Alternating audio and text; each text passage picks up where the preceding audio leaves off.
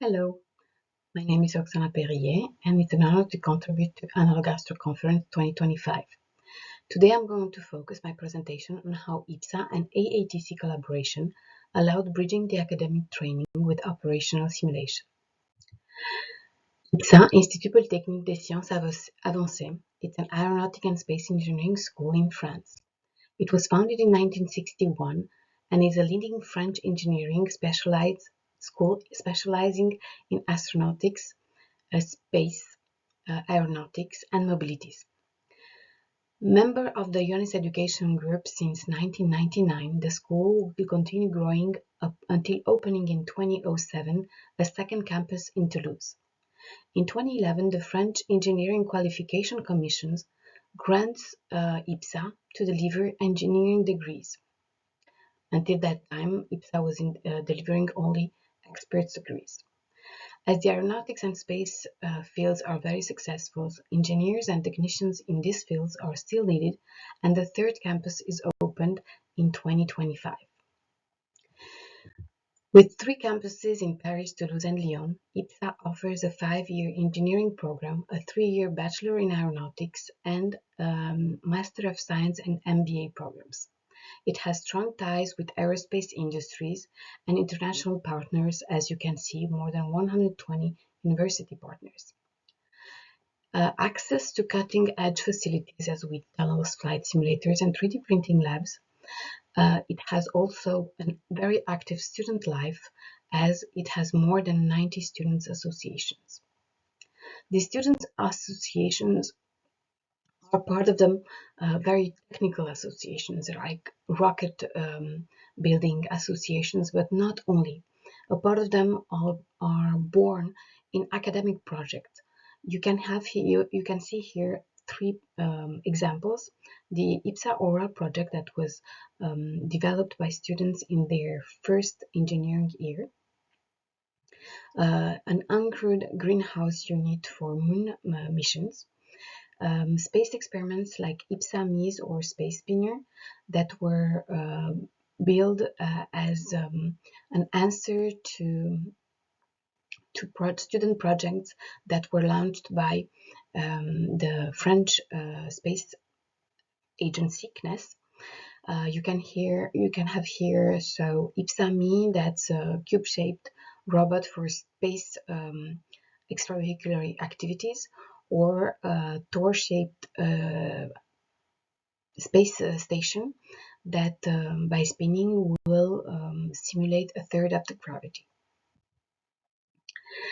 So we have passionate students, we have engineering projects, and we needed a way to test it in laboratories, most importantly in environments as close as possible of the desired ones, that is space, of course. So in 2019, we met Professor Bernard Foing from the International Lunar Exploration Working Group. That's a public forum sponsored by the largest space agencies, and that has as a strategy to try to develop as much activities as possible for the exploration and utilization of the moon. This working group has then developed EuroMoon Mars Initiative in 2009 that comprises field campaigns in Moon and Mars analog environments. This is how they facilitated our way to the Analog Astronaut Training Center, and we met Professor Dr. Agata Kolodjecic, with whom we started and our collaboration and build the first EuroMoon Mars Poland mission. During the pandemics in October 2020, so 5 years ago, I had the honor to be the first commander of the EuroMoon Mars Poland 1 mission that took place from the 16th to 22nd of October 2020. With me, 3 IPSA students and 1 Polish crew member that was my vice commander, Christian Komenda. So I have Theo, Emma, and Mikhail that were with me in EMM Pol 1 mission. And the next week, from the 23rd to 29th of October 2020. Julien, Quentin, and Hugo were forming the EMMPOL 2 crew with Amanda and led by Roberto Landolina from Italy. During these missions, our students were able to apply the knowledge that they discovered during the project Aurora. So the knowledge from the greenhouse unit allowed them to test the aquaponics system that was inside the lunar analog base in Poland. And the 3D printed elements designed with the CATIA software allowed them to design parts of a tank that was meant for a micro launcher system, potentially.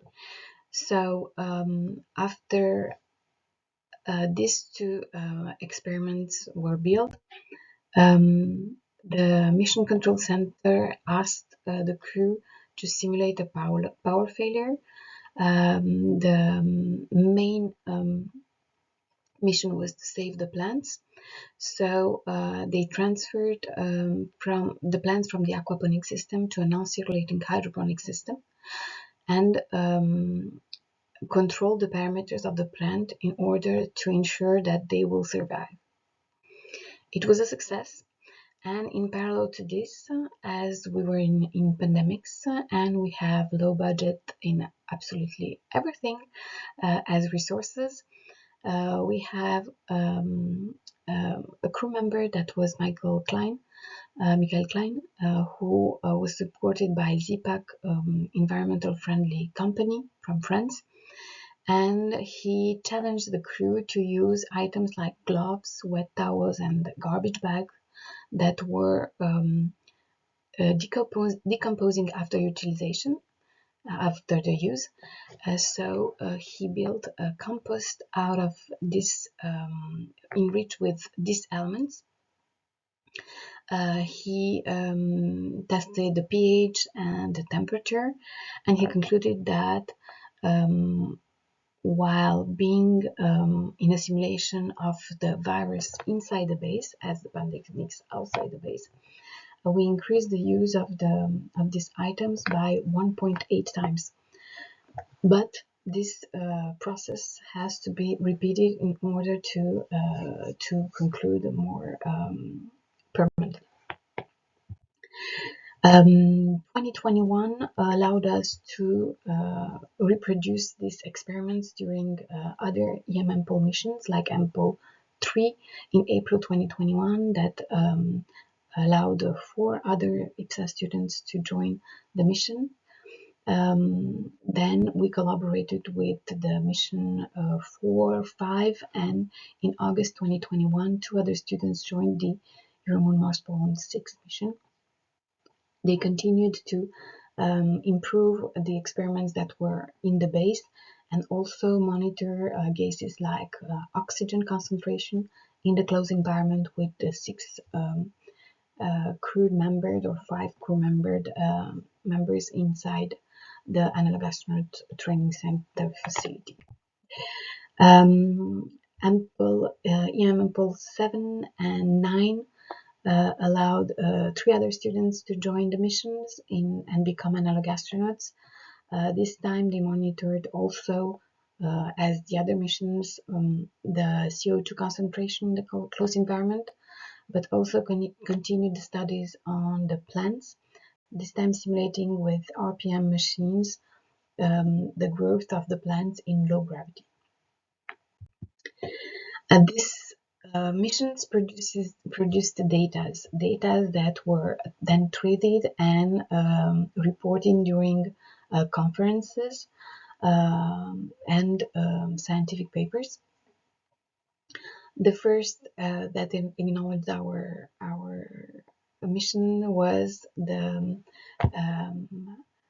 Astronomia Nova book that you have an extract here on the slide. Then the Lunar Surface Science Congress, focused on structuring green time science support of Artemis crewed operations, selected our abstract, and we reported on lessons learned from our analog missions, lunar missions. The 52nd Lunar and Planetary Science Conference in March 2021 also allowed us to report on our results. We also participated to the Global Space Exploration Conference in St. Petersburg that same year in June. We continued the lunar simulation missions in 2022. This mission, Euromoon-Mars Poland 11, EMM-POL 11, allowed our first graduate, Philippe Frering, to participate and becoming an analog astronaut, but also to develop new university partnerships, as the one with the University of Leuven, the KU Leuven, thanks to the collaboration with Professor Batu, or with the University of Padova in Italy, thanks to the collaboration with Sofia Pavanello. These collaborations are still ongoing, but in 2023, on the IPSA side, we decided to switch a little bit of our experiments that we were testing. So we challenged our first and second year students to develop new experiments, and a part of our engineers started to be interested in other type of experiments, like the well-being of the astronaut in an isolated environment, how the stress and the type perceptions are changed, or how the sleeping quality is affected. So, of course, all these data and results were still being reported while participating to workshops, while reporting during the September 22nd 73rd International Astronautic Congress in Paris, or on 26th of September 2022 on the Science Summit at the United Nations General Assembly. I was honored to be able to report a part of our results from the lunar-based simulations. 2024 was another very rich year, as we had 3 students joining the Euromoon-Mars Poland and 19 mission in April 2024. It was the first, as they were the first mission to be able to survive as under almost complete blackout.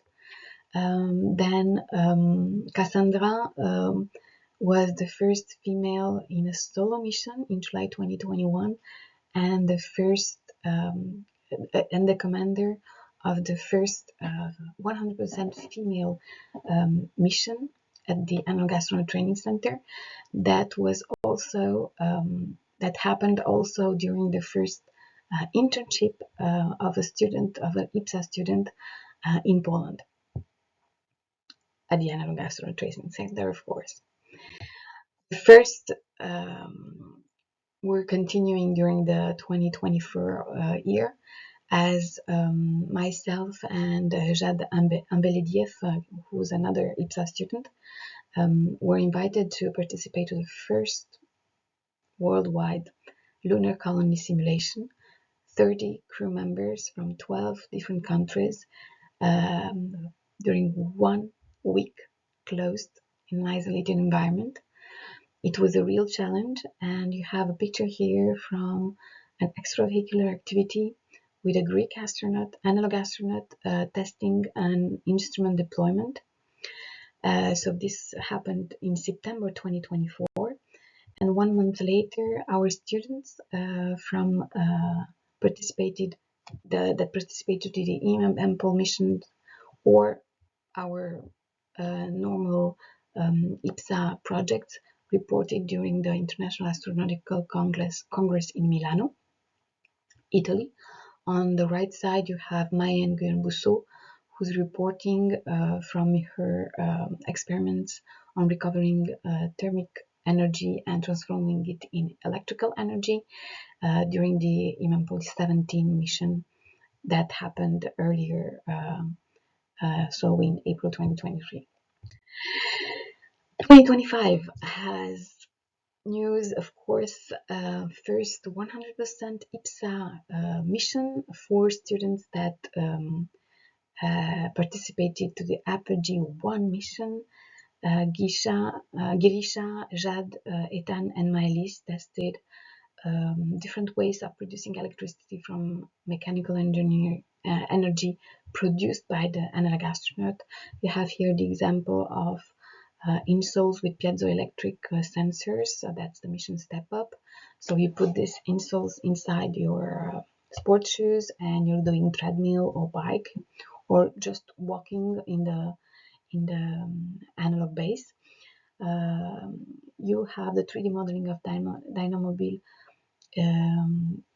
under Katia software, and on the right next to it you have the picture of the test during the Apogee 1 mission connected to the bike in the gym of the lunar base, analog base, and of course the Exoni mission experiment that recovers the mechanical energy from when the knee is bending, your leg is bending, and this device is connected to your knee, and it will recover this mechanical energy from the bending leg and transform it into electricity in a context where we are on a crisis of energy, and resources like water and electrical energy are very valuable. These type of experiments, even with low yields, are very important, and that's why we decided to test them during the analog missions. Now, since 2020, as you saw, a dynamic collaboration between IPSA and the Analog Astronaut Training Center in Poland has enabled the organization of over 12 space analog missions involving more than 30 students.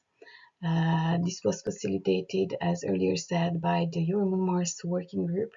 These immersive experiments provided for some of the IPSA students with their first practical exposure to scientific research, and for all of them with their first analog space missions operations within a controlled and isolated environment.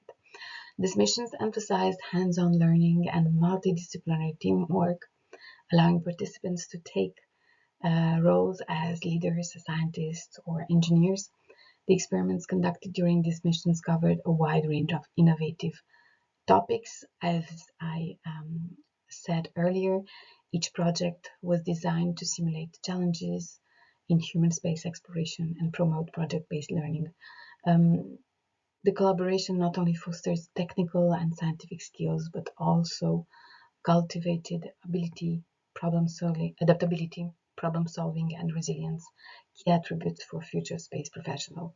By bridging academic training with operational simulation, IPSA and Analog Astronaut Training Center have created an educational framework to prepare students to contribute meaningfully to the evolving fields of human spaceflight and planetary exploration. If you draw a line and report for the last 5 years of collaboration, we have the 30 students, over 12 analog missions, 10 IPSA made experiments, the first almost total blackout mission with the best energy budget, of course, the first 100% film emissions from to which we contributed, the first solo mission.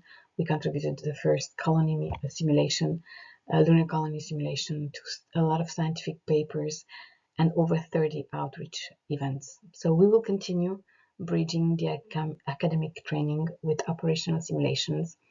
And if you want to know more about it, please do not hesitate to contact me.